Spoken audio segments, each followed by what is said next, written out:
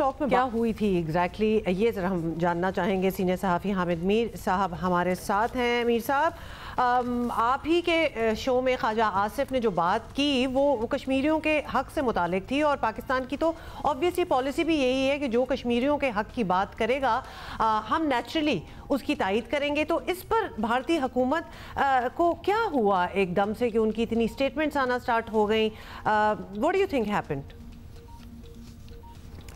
देखें, वज़ीर दफ़ा ख्वाजा आसिफ साहब ने कैपिटल टॉक में सिर्फ ये बात की थी कि इंडियन नेशनल कांग्रेस और जो नेशनल कॉन्फ्रेंस है, उमर अब्दुल्ला साहब जिसके सरबराह हैं, उन्होंने मकबूजा जम्मू कश्मीर की रियासती असम्बली का जो इलेक्शन हो रहा है तो उसमें अलाइंस कर लिया है, और नेशनल कॉन्फ्रेंस ये चाहती है कि जो आर्टिकल 370 मोदी की हुकूमत ने 2019 में सस्पेंड कर दिया था वो उसको बहाल करना चाहते हैं।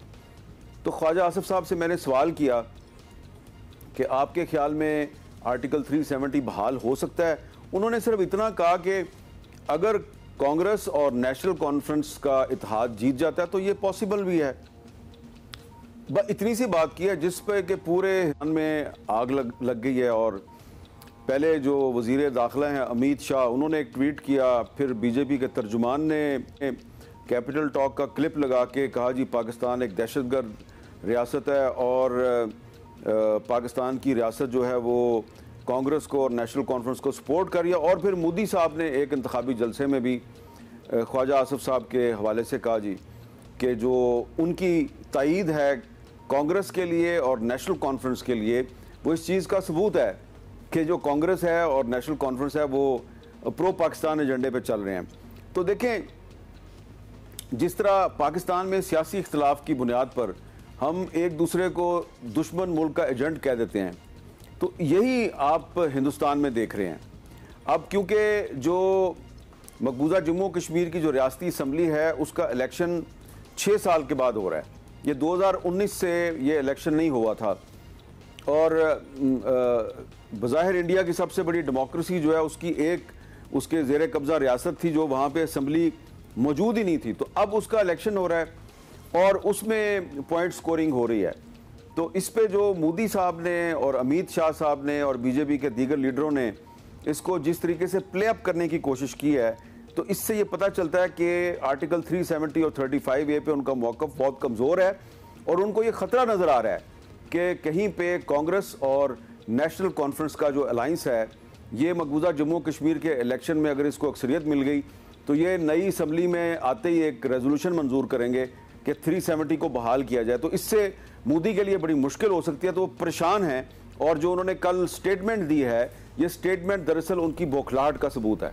अच्छा मीर साहब, हम अपने मुल्क में अक्सर इस बहस में उलझे नज़र आते हैं कि भारत से खामखा का इशू बनाया हुआ है, भारत के लिए तो हम अब मानी नहीं रखते, हम अहम नहीं हैं। वो ख़ुद भी ये कहते हैं कि हम तो पाकिस्तान से बहुत आगे निकल गए हैं। लेकिन इस तरह का रद्द अमल आने के बाद फिर से ये एहसास होता है कि पाकिस्तान का जिक्र भी आज भी उनकी सियासत में मरकज़ी किरदार अदा कर रहा है। क्या समझते हैं आप?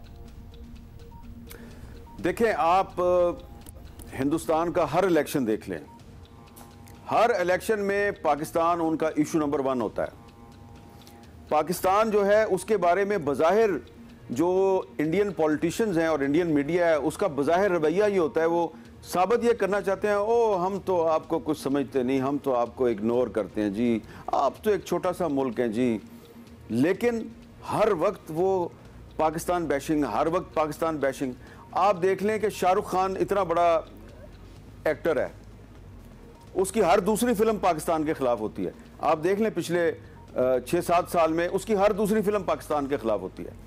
इंडिया जो है वो पाकिस्तान के नाम को बेचता है, लेकिन अनफॉर्चुनेटली वो पाकिस्तान के हवाले से नफरत फैलाने की कोशिश करते हैं। तो मैं, क्योंकि मुझे इसका एक्सपीरियंस इसलिए है कि मैं बहुत से इंडिया के बड़े बड़े अखबारात और उनकी जो मैगजीन्स हैं पिछले 20-25 साल में उनके लिए लिखता रहा हूँ।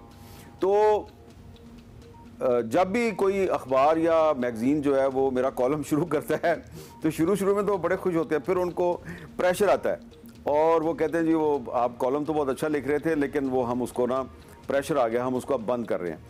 तो हम पाकिस्तान में भी शिकायत करते हैं कि पाकिस्तान में मीडिया जो है उसके पास इतनी आज़ादी नहीं है, लेकिन पाकिस्तान से ज़्यादा तो हिंदुस्तान में मसला है। और हिंदुस्तान में इस वक्त जो बहुत बड़े बड़े जो जर्नलिस्ट हैं उनको ऑफ एयर किया हुआ है। वो टीवी चैनल्स पे बहुत से जो उनके एंकर्स हैं वो प्रोग्राम नहीं कर पा रहे, उनको ऑफ एयर किया हुआ है या उनको चैनल से निकलवा दिया गया क्योंकि बीजेपी उनको पसंद नहीं करती। तो इसलिए इंडियंस बहुत से जो है, सारे के सारे इंडियंस एक जैसे नहीं हैं, लेकिन जो इंडिया की रूलिंग एलीट है और ख़ास तौर पे इस वक्त जो मीडिया में लोग छाए हुए हैं, इंप्रेशन ये देते हैं जी कि हम पाकिस्तान को कुछ नहीं समझते। ये वो एक अपने आप को धोखा देते हैं। पाकिस्तान उनके लिए बड़ा इंपॉर्टेंट है और उसका सबसे बड़ा सबूत ये है कि पाकिस्तान के एक टीवी चैनल जियो न्यूज़ पर एक प्रोग्राम कैपिटल टॉक में एक वज़ीर साहब ने 2-3 मिनट की बात की है और कल से पूरे इंडिया में आग लगी हुई है। इससे ज़्यादा पाकिस्तान की अहमियत क्या होगी? अच्छा मीर साहब, भारत सरकार की बौखलाहट जो है उसकी वजह ये भी हो सकती है कि मकबूजा जम्मू कश्मीर में नाम नेहाद इंतखाबात के दिन भी ये माहौल नज़र आ गया था कि बीजेपी वगैरह का बयानिया जो है वहाँ मुकम्मल मुस्तरद है। तो इसके बाद क्या उम्मीद रखें कि कम अज़ कम मकबूजा कश्मीर की 2019 से पहले वाली रियासती हैसियत जो है वो एटलीस्ट बहाल होगी? देखें, ये एक बड़ा एक मुश्किल सवाल है और पेचीदा सूरत हाल है। पहले सूरत हाल ये होती थी कि जब भी मकबूजा जम्मू कश्मीर की जो रियासती असम्बली है उसके इलेक्शन होते थे तो कश्मीर की तमाम बड़ी पॉलिटिकल पार्टीज उसका बायकॉट करती थी। आखिरी दफ़ा 1987 में जो इलेक्शन हुआ था उसमें सैयद अली गिलानी साहब ने हिस्सा लिया था, उसके बाद उन्होंने कभी हिस्सा नहीं लिया। 1990 के बाद कभी हिस्सा नहीं लिया। अच्छा, अब इसमें यह देखें कि 1987 का जो इलेक्शन था उसमें जो धांधली हुई थी, उस धांधली से एक मुज़ाहमती तहरीक ने जन्म लिया। 1987 के इलेक्शन में जो श्रीनगर से बहुत से उम्मीदवार थे, वो उम्मीदवार बाद में जो एक मुसल्लह मुज़ाहमत शुरू हुई वो उसके कमांडर बन गए। और वजह उसकी क्या थी? इलेक्शन में धांधली। अब इसमें मैं आपको बताता हूँ कि डॉक्टर कासिम फख्तू 32 साल से इंडिया की जेल में है, 32 साल से। और इन्होंने भी 1987 का जो इलेक्शन था उसमें एक नौजवान की हैसियत से इन्होंने जो उस वक्त मुस्लिम मुत्तहदा मुहाज था उसके सैयद सलाहुद्दीन साहब उसके एक उम्मीदवार थे श्रीनगर से जो कि जीत गए थे, लेकिन उनको धांधली से हरवा दिया गया। यासिन मलिक साहब जो हैं वो 1987 के इलेक्शन में सैयद सलाहुद्दीन साहब को सपोर्ट कर रहे थे, लेकिन जब सलाहुद्दीन साहब के साथ धांधली हुई उनको हरा दिया गया तो यासिन मलिक साहब भी मुज़ाहमत में शामिल हो गए, खुद सलाहुद्दीन साहब मुज़ाहमत में शामिल हो गए और डॉक्टर कासिम फख्तू भी मुज़ाहमत में शामिल हो गए। अब देखें कि ये एक नुक्ता है, ये मैं आपके नाजरीन को फूड फॉर थॉट दे रहा हूँ। नेल्सन मंडेला जो साउथ अफ्रीका की अफ्रीकन नेशनल कांग्रेस का इतना बड़ा लीडर था, 27 साल जेल काटी, उसको नोबल पीस प्राइज़ मिला, उसको साउथ अफ्रीका का प्रेसिडेंट बना दिया गया।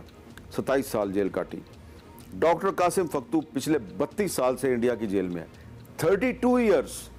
आप मुझे बताएं, कभी आपने देखा है किसी इंटरनेशनल चैनल पे, CNN पे, BBC पे या किसी अखबार में कि डॉक्टर कासिम फख्तू के बारे में किसी ने कहा हो कि उसने नेल्सन मंडेला का रिकॉर्ड तोड़ दिया है कैद का? वो उसने 27 साल कैद काटी और नोबल पीस प्राइज़ मिल गया। इसने 32 साल से जेल में बैठा हुआ है और कोई पाकिस्तान में उनका नाम नहीं जानता। ये बीइंग पाकिस्तानी भी जो है ना, ये हमारे लिए काफ़ी शर्म का मुकाम है। मैं कभी कभी उनका नाम लेता हूँ, उन पर आर्टिकल लिख देता हूँ, लेकिन मुझे बड़ा अफसोस है कि एक शख्स 32 साल से ज़मीर का कैदी है और उसका नाम जो है वो इंटरनेशनल लेवल पे कोई पाकिस्तान का जो प्राइम मिनिस्टर प्रेसिडेंट है वो यूनाइटेड नेशंस में जाकर तकरीर करता है, डॉक्टर कासिम फख्तू का नाम ही कोई नहीं लेता। तो लेना चाहिए हमको। हम इंडिया पर तनकीद करते हैं, हमें कभी कभी अपने गिरेबान में भी झांकना चाहिए कि अगर हम चाहें तो इंटरनेशनल लेवल पे कश्मीर का मुकदमा बड़े मौसर अंदाज में पेश कर सकते हैं, लेकिन एक बहुत मजबूत मुकदमा जो है अनफॉर्चुनेटली उसका वकील बड़ा कमजोर